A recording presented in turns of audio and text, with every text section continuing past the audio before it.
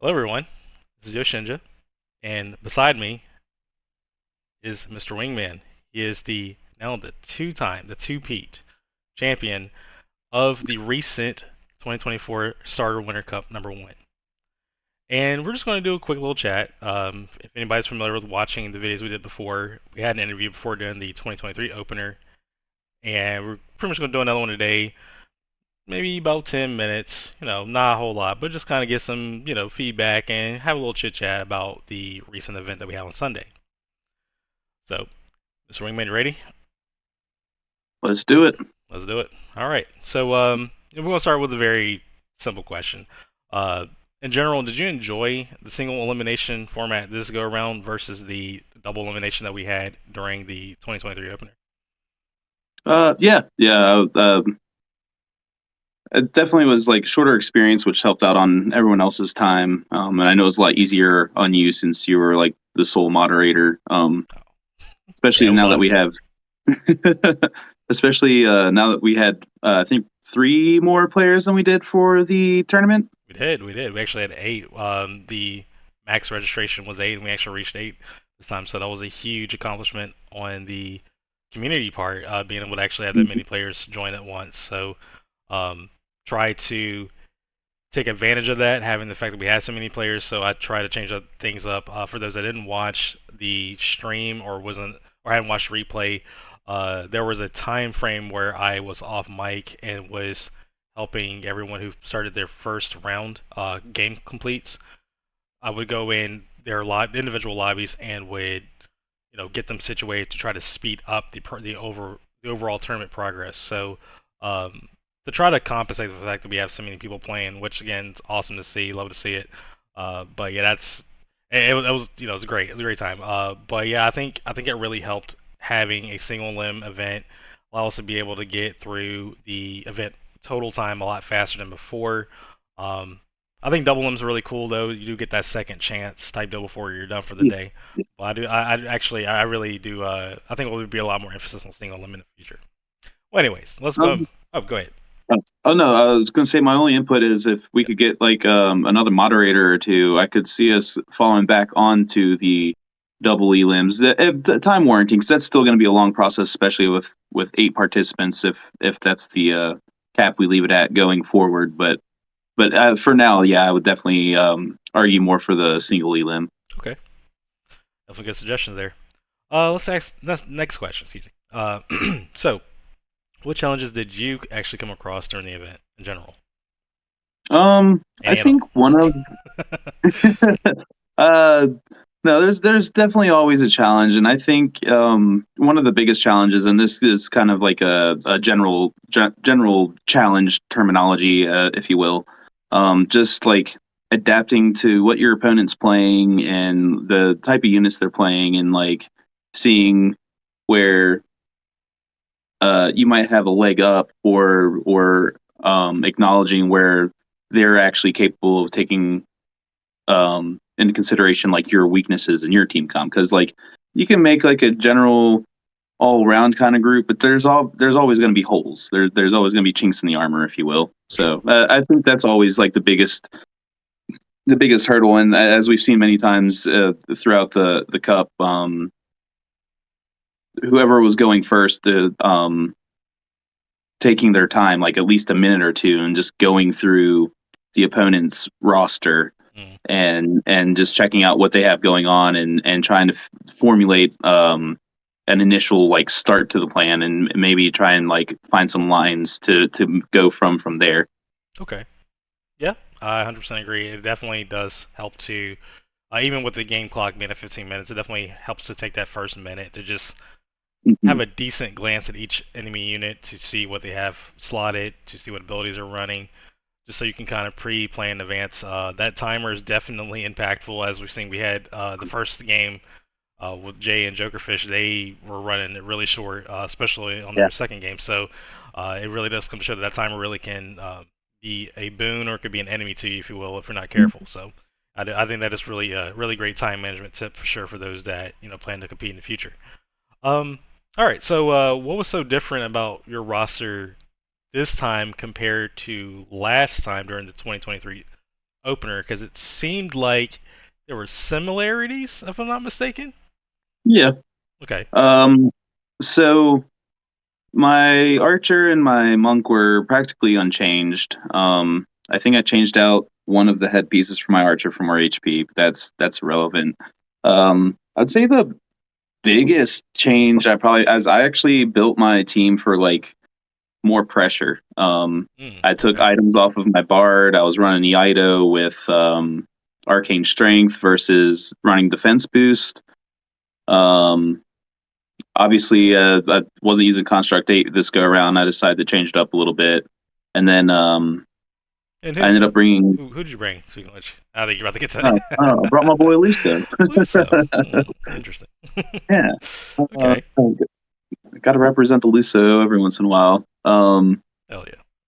And then my last unit I brought in was a dragoon that was fairly well stacked in PA, where he could do decent damage, but also was running items. But he was built tankier, I guess. Okay. I had some good like elemental defenses going on there. Mm. Um, or magic defenses, I guess. I'll use that word. He had arcane defense on him. True. Um, And I think you had Reverie Shield yeah, on the guy too. If I'm not yeah, mistaken. Reverie, yeah. Okay. So I was trying to cut back on all that. So yeah, I for uh oh sorry, lost my train of thought. I went away with playing more defensive. Like I still brought the same bard, but you didn't see any life anthem. I don't think there was there any life anthems at all. Uh, from featured, I'd like to say no. Maybe At least, yeah, at once least from before. the It was featured. very Yeah. scarce in the cup. So yeah, I think Um, it was a lot of different plays with Bard in general. If someone ran a Bard this time around. yeah. There was a good bit of bards. There's a lot of archers. I will say. Yeah. And in the video I sent you, it was weird because I played my archer and my monk differently, even though I didn't make like too big of changes. Hmm. So we saw a lot of aim vitals, a lot of doom going around Yes, we throughout did. the whole thing. Yes, we did. Um, but yeah, so yeah, some similarities in my original comp from the first tournament, but definitely like I went with more aggressive route while still being able to take advantage of medium sized maps for like setups via Bard Song. Okay. Cool. Cool. Uh, so the grand finals, you actually had a face off against a first time competitor, Pista. Yeah. This was Pista's first time being in an event. He had Mhm. joined the Tactics League Discord not too terribly long ago. He definitely put a lot of time in when he first joined, though.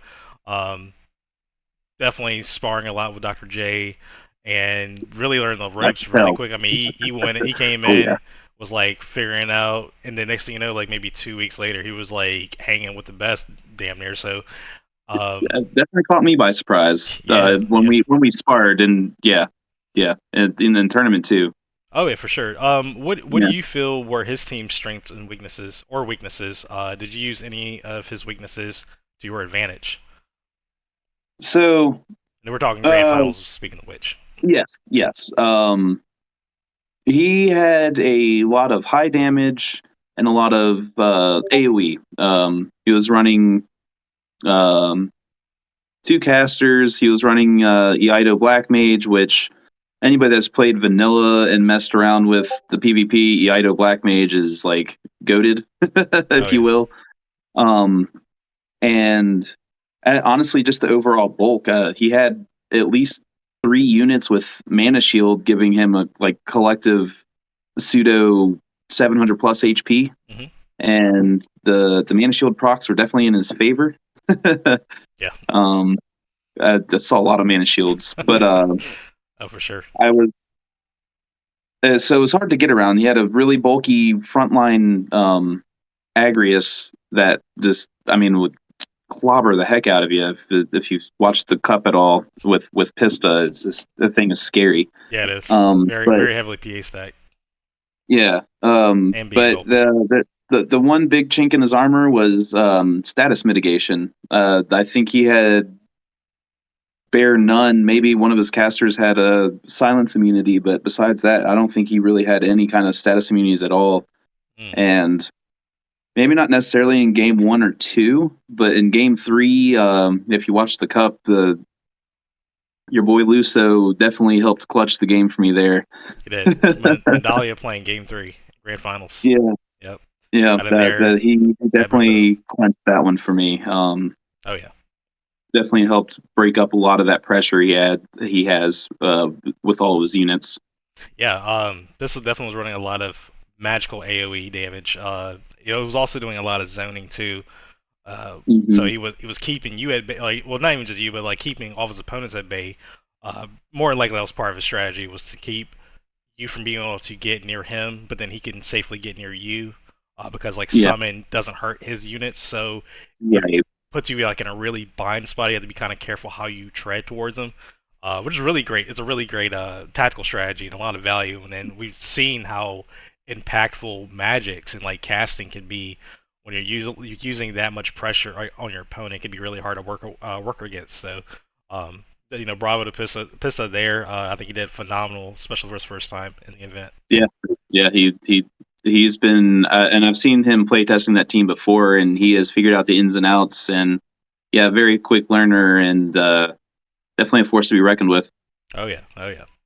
Well, before we wrap things up, just to remind you and to all the people that are viewing this video, Pista and Wingman are invited to an early access of the upcoming PvP patch 4.0 beta. Uh, that early access will give them the ability to check out everything that's going to come out and all the changes that to expect, like a day before everyone else gets it publicly. And they'll also be able to, or the whole premise of this is that they'll be able to stream a full best of 3 batch, highlighting some of the changes and the new stuff that's coming with it. And I assure you, there is a ton of stuff coming in the future updates. So, A lot um, of content. yeah. So, what things are you, I guess, hopefuls for in the update? Kind of maybe expectations and stuff like that.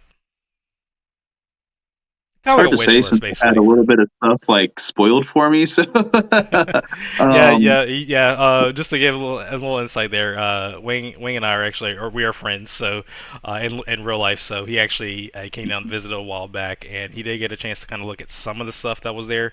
not all of it. Not everything, but it was a little bit of stuff. So, he did get to see some things. But even then, like, do you have any hopefuls or wish things on a wish list, like a Christmas present? So, um, I think at the end of the day is not necessarily lowering the bar, but maybe raising the bar for some of the quote unquote, if you will, underperforming generic and even not even a full handful of some of the unique characters, Okay. and just good options like maybe some gear changes or whatnot. More opportunity for some of the other generic jobs that are limited on gear. Hmm. Just more build variety. Yeah. Okay. Um, helps keep the playing field fresh and healthy. That is true. Very much true. I can 100% agree with that. Okay. Well, if everything goes well, it won't be long before you see it. So, Yeah. we'll definitely, keep apprised of that and definitely update everyone as we get closer to that. There'll be some more information coming out, some articles, if you will, detailing specific areas of the upcoming update. It won't be everything. Of course, there'll be a whole patch note day for that as well as per usual. But there's a lot of changes, so the plan is to roll out incremental articles to kind of ease people into knowing what to expect, and to slowly kind of give that information out so that way it's not everything hitting you at once. But we will stay tuned for that one and see what happens in the future. See what the future holds. Got it. Well, Wingman, I do appreciate it. Thank you for taking the time to interview me once more as the second time champion, the two-peat for Tactics League sanctioned events. I also want to give a huge shout out to the other competitors that were also on the field in the same day. Big shout out to Pista. He was the second runner-up. He did an amazing job. Once again, first time competing, and he went with the best, went against the very best, and they pushed the game 3-2. So it wasn't anything. He even, oh my bad, he even took a game off of Wingman the first game. So that's Yep. Yeah, that's a lot. You know, that shows that there's definitely a lot. There's a crack in that plot armor, everyone likes to call. So there's always a chance it might be able to take it down full in the future. But also towards Joker Fish, she did phenomenal too. Mistral, she did great. Another first-time competitor, she made it to the semifinals. Dr. J, Rumor, Space Monkey, and Hugh. Thank you all for being a part of the event. It's so amazing to see returning and newcomers going into the competitive field and trying their hand at it. Even if you finished early, it's still like it's a huge thank you for even taking the time out of your time to be a part of that. So, want to give a huge shout out to them as well, and also to the viewers. We actually had a fairly large increase in viewership compared to the 2023 opener. So, thank you guys for coming in and hanging out with me and everyone else. It's marvelous to see that the community is remaining strong as per usual. So, with that being said, Wing, we will catch you around during the exhibition match. Look forward to it. All right, appreciate it. Catch you later. All right, bye. All right, bye bye.